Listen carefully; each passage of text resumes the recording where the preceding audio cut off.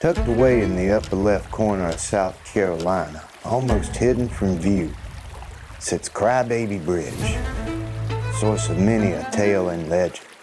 We're in one of the oldest states in America, home to Southern tradition and culture, and that includes ghost stories.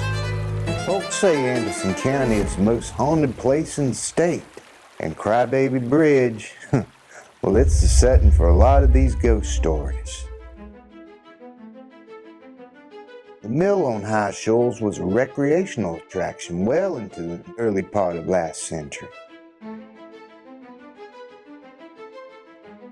Crybaby was originally a triple-span bridge, what they call a swing trestle in the middle of it, to allow river traffic to pass through.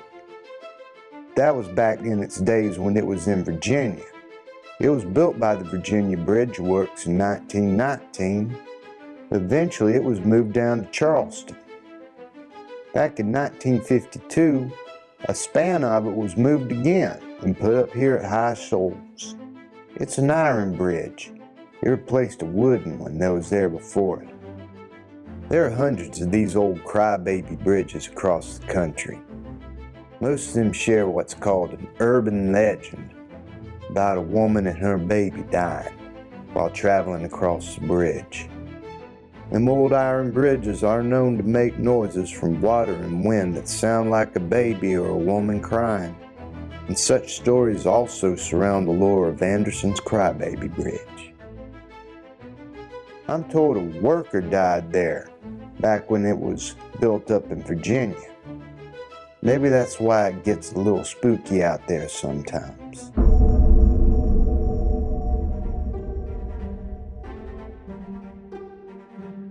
The bridge runs along the Rocky River, which itself is a 50-mile-long tributary of the mighty Savannah River. It's at what we call High Shoals, the place where a hydroelectric power plant was built in 1894.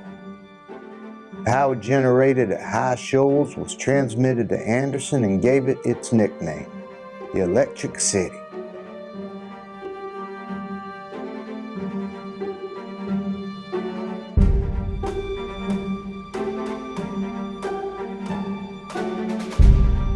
Besides that old mill we talked about, old bridges, Indian burial grounds, taverns, and all used to be near that old bridge.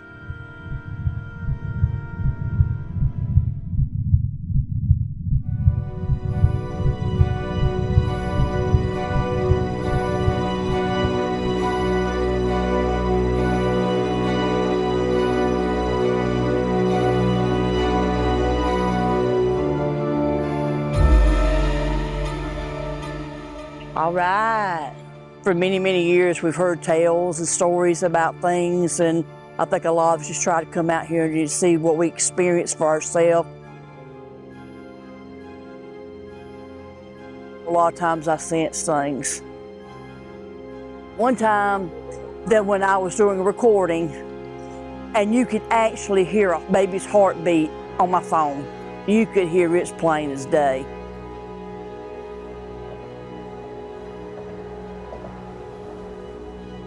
When I was growing up, I've always heard that there was a lady, I think something about she ended up losing her baby or something like that, and people always said that when you park the car on a bridge and you cut off your car lights, shut the door, and lay your keys on the top of you, say, "I killed your baby," and that she'll be chasing you.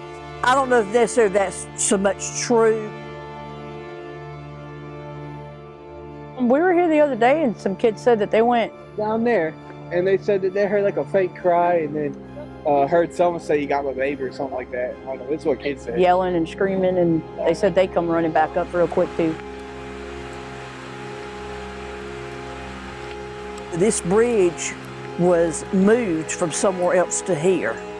So it's been moved 3 times. I think this might be the 3rd time it's been moved, and this is the final resting place for it. There's a lot of history when it comes to this bridge, when it comes to people and what they experience and what they might feel and what they might see. I brought with 2 kids one time, and there's a path down here before the bridge, and we went down through, and it goes down under to the water, and we had the dog with us, and the dog was like, the dog was like freaking out, wouldn't let us go down the path, was pulling us back, was shaking. So we picked the dog up, went down the trail, and there's noises like stuff falling into the water, and trying to get down there, weird noises, and the dog wouldn't move. He just stood there shaking. We were trying to move a big boulder. Yeah. Oh yeah, we all ran back to the fire. I wasn't going down there alone. If you say a certain phrase that about she'll come Crybaby after Bridge, yeah, it's like if you like put baby powder on your bumper, you'll see the little handprints from the car getting pushed. You leave your keys up on the hood, and you lock your car. The keys disappear. There's a lot of activity here, and I think as long as it still stands here, there's always going to be people that's going to come and try to see what they might interact with or might have a feeling, or you might see yourself, you know, because everybody's different. But this place really does have a lot of history to it. My uncle, he had told me that there was a man, and this was way back, supposedly hung himself. And this was before we was even born. A lot of the residuals of the people that have died and have had things happen to them on this bridge is a lot of what resides here. I had a close friend of mine. She experienced some things herself. I mean, like, you know, the walking in the woods, because she told me there's a lot of entities in the woods and that you could hear a lot of movement, a lot of walking and stuff like that. She got a little more what she expected. You never know what might happen or what you might come across. But I do know there's a lot of activity here. But the thing about it though, most activity does not make itself known when there's a lot of people. It's just with paranormal like that, when it comes to spirits and stuff like that, that they don't interact with a whole lot of people, and they don't like a lot of people around when they try to interact with somebody.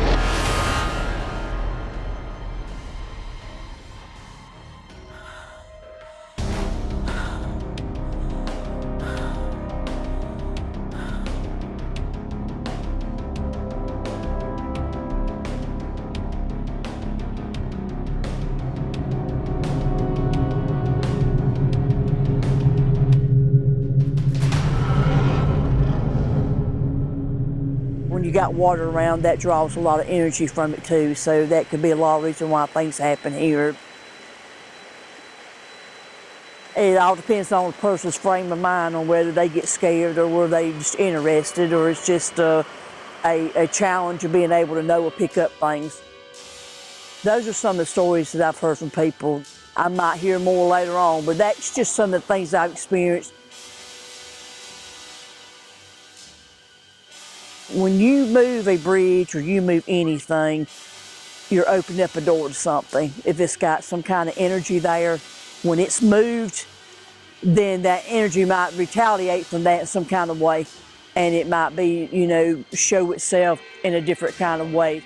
That happens on anything whenever you go to move something around or try to reconstruct things.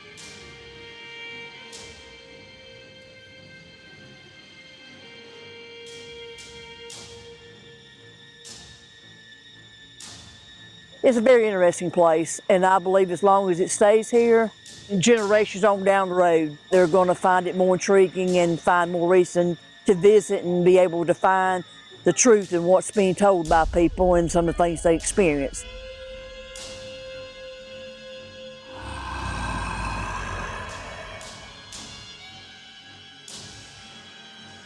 There's plenty of stories telling the strange events involving that old bridge. Locals speak of a woman who jumped to her death to hide a pregnancy.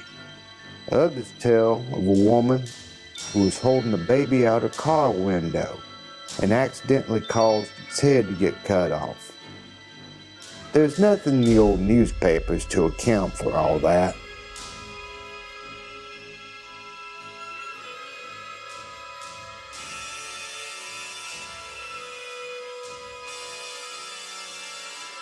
Most accounts involve car headlights and engines just suddenly stop working. One story is that of a Pendleton man traveling across the bridge late one night in 1979. and his car suddenly shut off. Later, the car was checked over, but nothing was found that could have explained why his car just suddenly died. Some say it's the ghosts of those railroad men who died when the Broadway Creek trestle collapsed back in the 1870s. But I don't put stock in that. Those were good men, not the kind that the Lord would leave to roam the earth after they departed from this life. What draws visitors to this old structure today? What energy is still stirring at Crybaby Bridge? It most certainly draws a lot of attention from its legends and tales of unexplained events.